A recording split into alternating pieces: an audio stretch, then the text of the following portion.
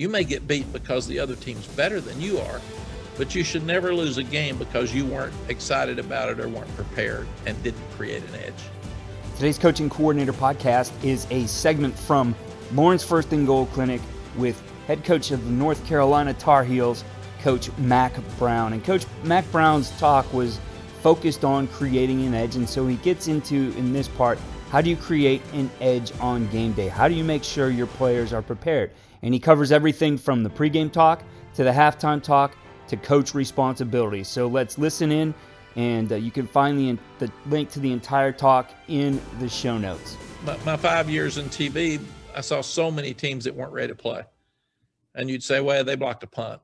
Well, they missed too many tackles. Well, they had too many turnovers. That's usually because you're not ready to play. You coach all those things and you practice all those things and you tell the kids every day. So if they're ready to play, they're not going to have those things. You may get beat because the other team's better than you are, but you should never lose a game because you weren't excited about it or weren't prepared and didn't create an edge. And that's really important. The other thing is if something's not working in the game, change it. If you're sitting there and they're killing you in the running game, put more people at the line of scrimmage. Say, well, they may throw it over our head. I hope so. You'll get the ball back faster. They're killing you. They're killing the clock. They're eating up time of possession, and they're scoring every time they get it. I was asked the other night with the Ohio State and Alabama game, and it was obvious that with those two teams that night, Alabama was going to win the game. And somebody on Fox, I was on one of those megacast shows, and somebody on Fox said, if you're Ryan Day, what are you thinking? First thing I thought is I'm getting ready for spring practice because this one's over. It was in the first half because he couldn't stop the run. He couldn't consistently run the ball. They were scoring too fast. So we got to be honest with ourselves. We got to be real. But if something's not working, change it. If you can't stop them without blitzing, blitz. If you're huddling and it's not working, go no huddle. But change something up to change the pace of the game. Let's talk a little bit about pregame talks and halftime talks, and then we'll get so we can start answering some of your questions. The way you handle your team is so important, and we talked about creating an edge. That's important. But if you're at the national championship game, you got to read your team. Our team hadn't been there in 35 years. So we were uptight. We're playing USC in the 06 national championship game, and they'd won the two previous national championships. They'd won 30-something straight games. We were a good team. We'd won a bunch of games in a row, but not as many as they had. So I was trying to figure out what to say. I hadn't been in the national championship game before, and so what do you say? You got to say something to pick them up? No, they're already on edge. They're nervous.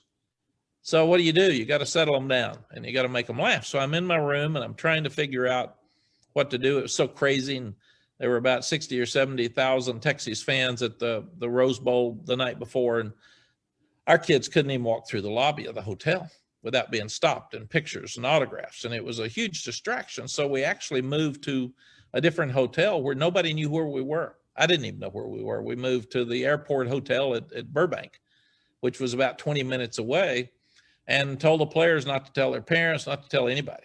And there was no one at this hotel except us. So it really helped us get our minds back into preparation for creating that edge for the game. And then in my room, I'm sitting there, and I see Mike Riley come on, and our Riley, the head coach of the Lakers, and he says, hey, we had 3 peats. We won 3 in a row. And what we're going to do is we're going to go back and we're going to see USC win 3 in a row. Well, I flipped that off because that was a whole show about USC going to win 3 in a row. And then I turned on a show, the Jerry Springer Show. And as you start looking at the Jerry Springer Show, I'd never seen it before, and it's crazy. And they some crazy stuff going on. So I sat there and watched 3 of them in a row, 3 30-minute shows. So it hit me what I should say. And I walked back into the team room, and as I was walking in, all of the eyes are on me. Coaches, staff members, student staff members, and players. And I could tell they were needing some help. And that was my job. My job was to help them. So the first thing I said was, thank you. Thank you for getting us here. Because, guys, this is about the players. This isn't about us. And the players are who got us to the national championship game, not the coaches. We guided them, we helped, but we didn't play a snap. So thank you. Your parents are loving it. Our administration's loving it. Our fans are loving it. The state of Texas is loving it. So thank you. Your coaches are having a blast. This is a wonderful experience for all of us because of you. So thank you. And the second thing I said is, I'm going to say something that's going to help change your life. It's going to make your life better, and it's also going to help you win this game in a minute. And I've got their attention now. They're looking at me very carefully. And I said, how many of you have ever seen the Jerry Springer Show? And I laughed, but about every one of them raised their hand. And I said, okay, I watched an hour and a half of Jerry Springer a few minutes ago, and I learned something that's going to help you. So I had them, they're all locked in. And I said, man, don't ever take your girlfriend or your wife on the Jerry Springer Show, because it ain't good, brother. It ain't good. Refused to go. They died laughing. And my comment was, yeah, that's what we're going to do. We came here to have fun. We're good enough to win this game. So, yeah, that's what we're going to do, man. We're going to win the football game, but we need to be us. Don't start trying to be somebody we're not. Don't start trying to do too much. And that was what we needed to be that night. We needed to be us and have fun and not let it get too big. Because sometimes when it's too big, you've got to minimize it, bring it down, and let the guys enjoy it.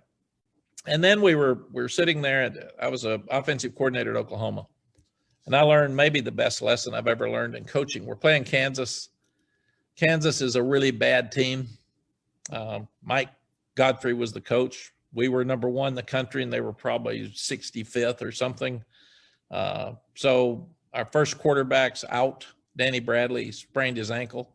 Second quarterback had something come up academically, and he couldn't play. So we had this freshman that we were redshirting. His name was Troy Aikman. And it's the 7th game of the year, and we had to use Troy's redshirt year. And Troy said, boy, Coach, I really worry about throwing an interception. I hadn't played any. I don't know what to do. And I said, I don't worry about it. We're going to beat Kansas regardless. So you're going to be fine. Just go play and enjoy yourself. So we're at the stadium. There's a rain delay. There's lightning. There's nobody there. We're in Lawrence, Kansas. And we sit there, and we're down 10-7 at halftime. And I walked in the locker room at halftime, and I totally cussed out our offensive team. And in the time that I was cussing them out 2 or 3 different times, I said, guys, you're going to lose the game. You keep playing like you're playing, you're going to lose the game. I'm going to tell you, you're going to lose the game because you just don't care. You're not locked in. We got a freshman quarterback. You're not even helping him. And I walked out of the room. Well, we lost the game because we got killed. I mean, it wasn't even close. They returned a punt for a touchdown. Troy did throw an interception for a touchdown. I think it ended up like 33-14.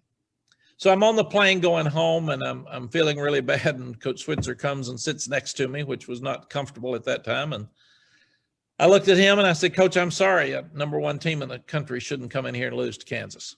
This is embarrassing, and I feel responsible. So I'm sorry. And he said, oh, Coach, it's okay. You lose your first quarterback, you're probably not going to win. You lose your second quarterback, and you play on a third quarterback, no matter how good he is, and Troy's going to be great, but you're probably going to lose the game. And if not, your defense has to really carry you. And he said, we didn't play very well on defense, but he said, let me help you with something. These kids really respect you, and they really admire you, and they're going to listen to you. And you told them 3 different times at halftime they were going to lose the game. And they believed you. You convinced them. And I felt about this tall. I think that's the worst I've ever felt as a football coach. So the next week we're playing Kansas State. We're sitting in that same position at 7-3 at halftime. Kansas State's not very good. We're just not playing well. Coach Switzer grabs me leaving the field, and he said, hey, we're in great shape, right? Pick them up when they're down. we're going to win the game because the best team wins the game the longer the game goes. And he was so right. So we fast forward. This was 1984. We fast forward to 2004. We're playing Oklahoma State in Austin when I'm at Texas. We're down 35-7 with 2 minutes left to go in the first half. We drive down and score. So it's 35-14 at the end of the first half. We get the ball to start the second half. As I'm walking off the field, I'm thinking they're probably going to fire me. They're booing us. It is not good. And we've got a good team, but we haven't played well. So I feel Coach Switzer on my shoulder saying, hey, when they're down, pick them up, man. When they're down, pick them up. You go in there and beat them down now, they're just they'll lay down and quit on you because they don't think you got a chance. So I walked into the staff and I said, hey, what a first half for Oklahoma State. Those guys played great. Oh my gosh. We played hard. We didn't play very good. But guys, it's going to be the biggest upset in Texas football history. So we got to figure out how to do it. We got to flip it early. Walk in there and pick your guys up and let's go have some fun and win this game. So I walked back out to the team and I could see they were excited and their heads are up. And I said, hey guys, Oklahoma State played well the first half, but they were lucky in so many ways. We played hard. We didn't play great. Let's play great.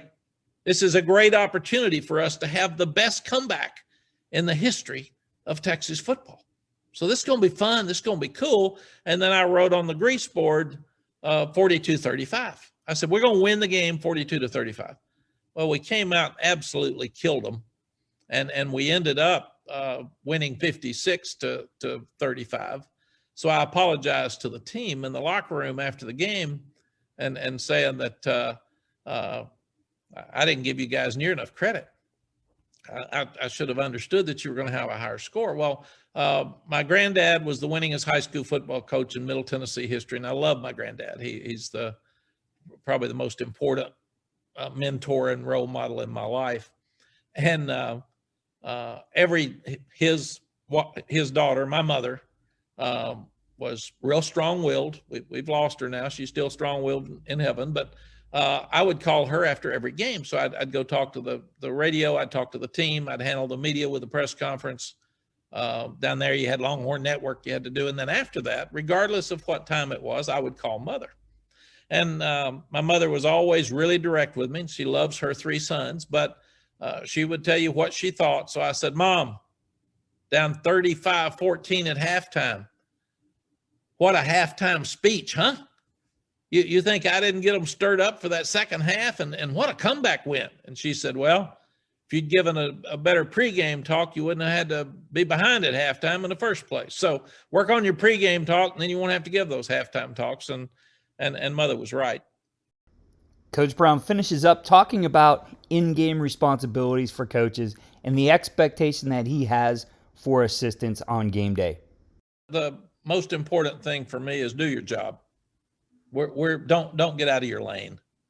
We all want to be cheerleaders during the game. The only thing I want coaches doing, pick them up if it's bad, and keep your thumb on them if it's good.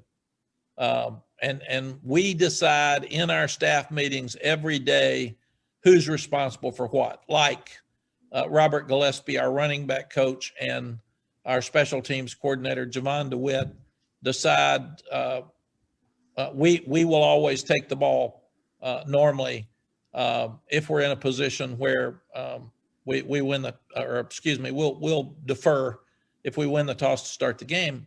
Robert and Javon have the responsibility to decide which way we're going to kick. They check the wind. They know.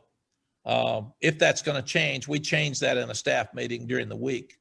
But we're not going to be in a position where we would change that right before the game because 3 or 4 people came and said, hey, let's change it. I don't want people talking about things that are not in their wheelhouse. So if Phil Longo's calling plays, I don't want people talking on the phones while he's calling plays. That discussion with the offensive staff happens immediately after the play is over before you go talk to your players. I want Jay Bateman if he has conversation on the phones as a defensive coordinator, I want it because he's asking people. I call plays a bunch. I can't stand a lot of chatter on the phone about people trying to be cheerleaders or screaming or, oh, you shouldn't have called that play. Who cares? Done, gone. So we have a very organized plan for each coach and what his game duties are. And then we ask him just to do that. There's some great advice from Coach Mack Brown, and I think timely as well as we head into the season. You've done a lot in camp. You've prepared your team in the classroom through walkthroughs on the practice field. You put together that first game plan. And so how do you create that edge on game day? And Coach shared a lot of great ideas there. Again, the entire talk is available on CoachTube. The link is in the show notes, as well as the code for this one, which you can save 50% on this course with the code CCPMack. We're going to be flipping into our in-season mode here soon. We'll have some guest coaches talking with me each day, focus on different topics in those series. You can expect those Monday through Friday throughout the season. They'll be shorter podcasts, but things that you're dealing with and can help you throughout the season. So be sure to look for that. And certainly anything that you're looking for, we've probably talked about it on the podcast already. If you're looking for something, if you have questions, if you want some thoughts from great coaches, shoot me an email, keith@coachingcoordinator.com, or DM me on Twitter @Coach K. Grabowski. But continue to follow all we're doing here as we get into the 2021 season. Best of luck to you.